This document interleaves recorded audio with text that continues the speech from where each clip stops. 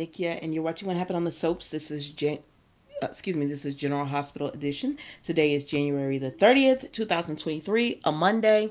I hope you all had a wonderful weekend. Let's get into it on a scale of 1 to 10. This was a very long episode, but because it had highs and lows, so it made it a long episode for me. But I'm gonna give it a 7.5. It was solid. Honestly, they would just throw these two in here, and I said they're just using them as fillers, to put them on the show, give them a few lines. But Maxie and Sasha are talking, and they're just, they're trying to distract each other by going to get their nails done because their Brit has passed and her memorial is today. And Maxie just says she doesn't it's been so much loss and she's so sad, but this helps distract her. And having kids, and because Sasha's like, how do you get through it? And she said, she has other things that help her. And Sasha doesn't have any of those things. So she tells Maxie, you've been through as much as I've been through, even more. And so that's what Maxie was telling her. It's just, she just uses her life as a distraction sometimes. And, you have the loved ones. And even if you don't have like the children, you still have, people who care about you. So you hang on to them. So then they start talking about Gladys. And Sasha says, it's weird having Gladys over her money, but that Gladys wants to sell the garage, and she said she got it. They had an offer, they turned it down, and there's another offer that Gladys is really want to do. Sasha doesn't know if she wants to do it or not. She said, but Gladys can do this without her, and she feels like Gladys will. And I said, girl, she will, because she needs that money. And that's when Max was telling her it's not about possessions or anything. It's about the memories, and hold on to that. And honestly, the guys, let's move on. So then we see Valentine, Anna, and Felicia. They Martin and Lucy are still in the bedroom, just enjoying being together again. So Valentine, they're all talking about people, their loved ones, knowing that they're safe. And Valentine says he's worried about Charlotte, and they said, no, Laura's gonna, let her know that you're safe and everything. She won't be worried. He says, even when I was coming to rescue her from the boarding school, she was smart enough to understand without me having to tell her that I was rescuing her. And he said, so I know she'll understand, but it's still really hard. So then Felicia says, you know what? I have allergies. I need to go. And when she comes back, she brings Charlotte back. So then Felicia and Anna talk, and they both say how difficult it is to love your child and always be away from them. You don't get to watch them grow up, and you're always on the run, and you can't take your child. So they regret those years. And so that's one of the reasons Felicia brought Charlotte. And so Valentine is so happy to see her, and she tells him, she asked her uncle Victor, like, what did he do, her grandpa Victor, what did he do with Valentine? And he says, don't, he loves that she's so strong and independent, but don't do that again. He'll always come back to her. And they have a nice moment. And that's it with them, y'all. Let's move on. So then, child, we go over here to Porsha stressing about her wedding, right? Because y'all know I'm ready. I'm ready for this wedding. So Porsha is stressing about her wedding, and Jordan comes up, right? And Jordan says, oh, so I got Terry was talking to her about it, and she says, oh, it's gonna be so exciting. And then when Jordan comes up, Terry gets a beep, and she says, I gotta go. And so she leaves them, right? And so it's Jordan and Porsha talking, and Porsha is like, Jordan, what are you doing here? And Jordan says, I have to talk to you about Taggart. And she says, and it's about you in this wedding. And she says, what are you talking about? I've told you to stay out of my business, leave me alone, or whatever. And Jordan says, listen, and she said, and why is Marcus so concerned? She said, well, Marcus was coming to me because with the hook being out, he's concerned about security and everything. And she says, I've spoken to Marcus about this. Porsha had a whole attitude. I said, keep that same energy, girl. Keep that same energy in about 2-3 weeks when this wedding not gonna happen. I'm loving it. Yes, be angry. And so she says, and he needs to mind his business because I already told him we got this under control. So I don't know why Marcus is coming to you. And what, you trying to use this to get my man? That's what I heard. She said, what, you trying to use this to get my man? You think you gonna drive a wedge between Curtis and I? That's what you trying to do, Jordan? And Jordan put her eyes down, because honestly, Jordan put her eyes down. To me, she was frustrated with Porsha. And she said, see, I see it. I see it. That's that judgmental you feel towards me. That's that judgment you have towards me or whatnot. And Jordan started thinking back to everything she's done to help cover up everything that Porsha has done and everything to help Porsha's family. Being on the elevator, stopping the elevator so that Porsha could go over there and risk her job by injecting Oz to wake up. And Jordan was the distraction, calling Curtis and letting Curtis know, hey, I got a girl down here I can't reach out to her family, but what if I reached out to a friend of the family so that y'all can come on down here, because I have her in custody, and it's some incriminating evidence. Remember when she found that phone and everything on Trina, when it was the whole revenge porn, and they found that burner phone that Esme had planted? Covering up for Aunt Stella, because Porsha knew she had turned in those divorce papers. Aunt Stella is the one who took them and hid them, and she covered that all up. So Jordan thinking about all that, and so she tells Porsha, listen, lady, that's not what she said, but that's what I heard. Listen, you don't know the things I've done to keep you, to keep you, Curtis, and Trina together. So don't come at me with this attitude. Y'all know I'm paraphrasing. She said, so don't come at me with this attitude. So while that's all going on, right, we go over here, and Aunt Stella made it to town because, okay, so Trina was about to leave, and Marsha was like, where you about to go? And Trina, y'all know how she is now, grown. And so Aunt Stella comes into town, right? And she's like, I came to help plan on this wedding and everything. I'm excited. She said, so Trina, I'm going to cut to the chase. Trina, I want to take you and your mama out and everything. And Trina says, yes, but I have to go to Britt's memorial. A friend needs me, baby. Marsha and Curtis looked at each other like, ooh. I said, don't y'all say nothing, because all y'all gonna do is drive her closer to Spencer. So they looking at each other like, ugh. But anyway, she said, oh, that's good, baby. She said, you know what? I'm gonna go ahead and go over to the hospital with you, or whatever. And Trina says, oh, I forgot my phone upstairs. Let me go get it. And Stella said, okay, go on and get it. So then we see Stella talk to Curtis and Marsha, right? And she said, how's the music coming in? And they're like, and she was like, what? How's the music? Like, how's it, everything coming? And they don't want to tell her that, Curtis, that Marsha's not performing. So they just let it go. So the next thing you know, she gone, right? She's gone. And so then we see, hold on, let me go on over here to them because I had put it in last. But so then we see Marsha gonna come out and say, is the coast clear? He said, yeah, Stella's gone. And he said, ooh, y'all, ain't it? And Marsha said, I understand. So we find out, Curtis says, I understand. So then we find out that Marsha's already took the test to find out if he has schizophrenia or not. So he's already taken the test, and he's nervous because he says, I don't think I'm gonna get the results back in time. And Curtis said, I don't even care about that. Like, I don't care if you perform at the wedding or not. I'm just so happy you've taken this test and we can know what's going on with your mental health. So they're happy about that. And Curtis understands that, one way or the other, if he has it, Marshall, I feel like Marshall, it would be a relief if he has it, to know, okay, I made the right decision 40 years ago when I went away. But if he doesn't have it, I feel like that's going to be devastating for Marshall. So I'm looking forward to seeing that storyline unfold, as that. So anyways, child.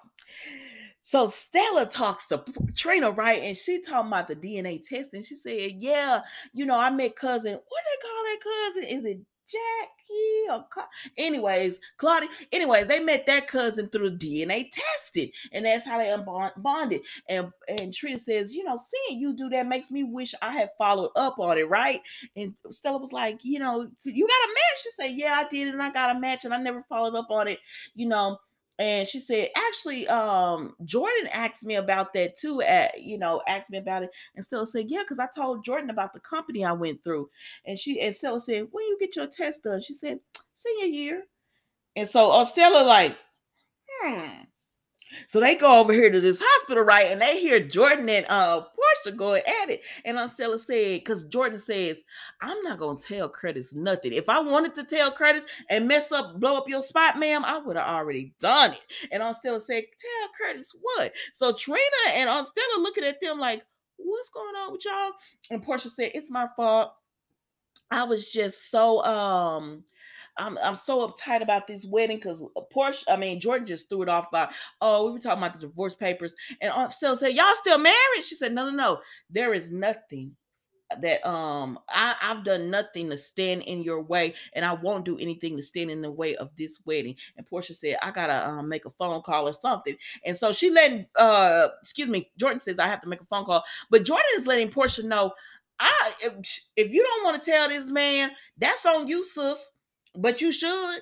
And so anyways, Aunt Stella said, Porsche. And she said, no, I'm just uptight about this wedding and everything. She said, well, girl, that's why I'm here. I'm taking y'all out to lunch and all that. And then Trina says, okay, well, I need to go and check on something. So she leaves. And no, Porsche says, I need to go and get something done. She had so that she could get ready to go with Aunt Stella. And so they leave Aunt Stella there, and she says, I'll find I'll keep myself busy. So then Aunt Stella goes over here to Jordan, and she says, what was that all about? And so she gonna figure out in the end, because she was like, what was that all about? And she's like, okay, so she was asking about the DNA testing. There's a secret Porsha and Jordan keep talking about for Curtis. So there's something more that's going on here. And they say this week on Stella gonna figure it out. I'm here for it. So then we go over here to Michael and Willow, and they in the bed. She's in the bed, and they're getting ready to have her C-section, and she's nervous, but she's putting on a brave face for Michael. And then he has to leave out, right? And so Sonny comes in, and he's talking to Willow, and and Michael comes back, and he says, what are you doing here? And Willow said, I was just about to tell him that I'm having the cesarean done today and everything. And so Sonny's just like, what do you need from me? And they were just, I'm gonna be praying for y'all and all that kind of stuff. And then he says, I'm excited to meet my granddaughter. And he says, but will me and Nina be able to see our grandchild?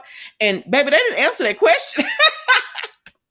Anyways, y'all saw that Drew and Carly had been hugging all up on each other. They had got a little too close and intimate in the hospital, right? And then they backed up and they said, we can't let nobody see this.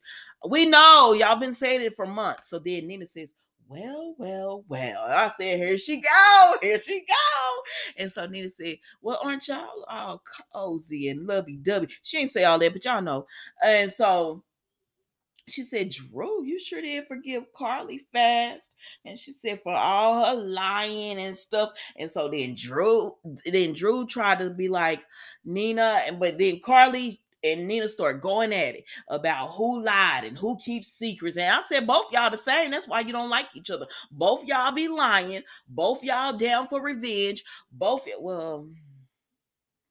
y'all keep secrets. Both of y'all do stuff to each other. I'm so sick of this storyline. With these two, but it is what it is, child. So then they going back and forth, and Sonny come up. He said, is there a problem here? And Drew said, there's no problem. And he gets Carly and he leaves, right? And so then Drew said, oh my God, do you think Nina knows? And she was like, no, Nina can't hold a secret. I said, that might have been there before Nina, but this Nina is hell bent on revenge, Carly. She's holding it because she saw y'all together. He said, she was like, Nina can't hold a secret. If she saw us together, she would have been throwing it up in our faces. So no, she don't know. Excuse me. So then we see Sonny and Nina, and he says, Nina, we got to let this go. And she says, she wants revenge. And Sonny says, no, Nina, that's not, we need to focus on Michael and Willow right now. You ready for some good news? And she was like, what? And he said, there could be a way to save Willow. And he was like, oh my gosh. She was like, oh my gosh. And she says, there's nothing I can do for Willow. And so they're talking, and he was like, Sonny was implying that Willow's trying to be strong for Michael. And so she said, oh, I know what I could do for my daughter. And so then Sonny sees Michael in the hallway, and Michael's like, what do you want? I said, oh, we back to this now. Sonny, leave this boy alone. And so, what, at this point, I'm so sick of this storyline too. Like, it's not that, if they will move it along faster, I probably would be all into it. But it's kind of a slow pace. But so then we see that Michael is just like, Sonny, what do you want? And Sonny says, you're still my son, so I'm seeing if you need anything, I can help you with anything. And he was like, we're praying for you. I'm praying for you and Willow and everything. Sonny's trying. He's trying. He's trying. And I find it funny that when Willow was down and out, and Michael could see that Sonny was trying, right? But now that he feels like Willow's all in the clear, but even then he was still wanting to take Sonny down. Now Willow's all in the clear. He's not even trying to hold his hostility towards Sonny. And it's like at this point, I feel like whatever you're thinking you're gonna hurt with Sonny, you're gonna end up hurting yourself with that. That's how I just look at this. I don't think this is gonna work the way Michael thinks it will. So, anyways, Nina goes in and she talks to Willow because Michael left her because Willow said it's okay, she can talk to me. And so she tells her, I know you got to be strong for Michael. I know you got to be strong for your family, but you don't have to do that for me. So come on, let me have it. Say what you want to say. Like, open up, because I know you're terrified. I know you're afraid. And I know you can't show that to Michael and all of them. And, and so Willow said, she told Nina she's right. She can't show it to them. She said, but I can't give that to you right now. She said, our relationship is just, I just can't do it right now. And so then Nina was like, she understands. But I felt like in that moment they had actually connected because Nina was able to see what Willow was going through. You know what I mean? She was able to see it. And she was like, you can lean on me, even if it's in anger. Just give it to me. Give me what you need that you can't do with Michael, because he always needs you to be so strong. He always needs you, excuse me, to put on this brave face, but I can see you for who you are or whatever. I can see you in all your weakness and everything. But Willow said, she just said, with our relationship right now, I can't do that. And so about this time, Terry comes in and she said, hey, we were able to move up a spot for you to go ahead and have your cesarean surgery. And so Nina you could look, and she wanted to tell Willow something, and Willow was like, what is it? And she says, good luck, Willow. And she just leaves. But in that moment, you could see that they had a moment together, right? So then Nina tells Michael, he was with Sonny, right? So she tells Michael, Willow Michael, they're doing Willow surgery. She needs you. So he leaves or whatever. Excuse me. And she tells Sonny she doesn't want anything to do with me. And I said, Nina, y'all actually had a warm moment, but because she won't do exactly what you want her to do, and y'all know I like Nina, but that's it. Because she didn't give you what you wanted her to do, you don't see that as y'all actually took a small baby step forward, because it was a baby step, because Willow did seem like she appreciated what Nina was trying to do, and she said as much. But anyways, they roll Willow out for surgery and everything. But before they roll her out, Nina's talking to Sonny, and she says, this is Carly's fault, because if Carly excuse me, had told me months ago that Willow and I were connected, our rift wouldn't have gotten this bad, because a lot of this stuff happened after the trial. Excuse me, Harmony had actually told Carly about Willow before the trial, so they wouldn't have even had to go through all of that. So that's why Nina is upset with Carly about that. And so she's just like, if she had just told me. And so Sonny, she said, and look at her over there, she's just happy and she has it. And Sonny is just like, Nina, we need to focus on Michael and Willow. We got to let this revenge go. And some people are like, oh my gosh, I can't stand Sonny. He doesn't be telling Nina. Sonny tries to tell Nina. She not listening. She's just like Carly. They're headstrong. It doesn't matter what you say. They're headstrong. And she said, and look, and Drew just forgave her. And he said, well, Drew don't want them problems. And she said, when you and Drew become best friends? He was like, we're not.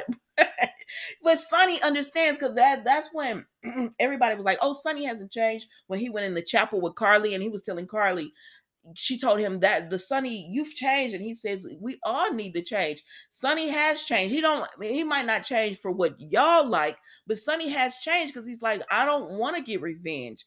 I just want to be there to support. Like, we got children. If we go after Carly and Drew and all these people, will alienate them more. So let it go. And she said, well, Sonny, he said, we don't want a war, Nina. And she said, sometimes a war is inevitable. And he said, what does that mean? Sonny was tickling me. He said, what does that mean? And she said, you're right. I'm just saying you're right. No, that's not what don't let her slide on that, Sonny, because that's not what she was saying. And you know, Nina, my girl. But Nina, don't do this. You always do stuff you shouldn't do. God, let you be getting on my nerves. I said, she gonna turn them in the SEC. She gonna turn them in.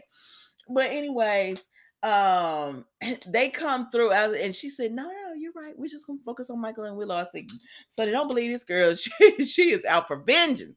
And so then Willow comes through and they talk to her, and Sonny and Nina step back, and she waves at Carly, and they're all tell her goodbye. And then Drew looks over there at Nina, and Carly just turns her back on them. And Sonny takes Nina into his arms, and that's how General Hospital ended today, guys. Don't forget to like, comment, and subscribe to the channel. And I will see you tomorrow for an all-new episode of What Happened on the Soaps General Hospital edition. Thank you guys so much for watching. I'll see you. Bye-bye.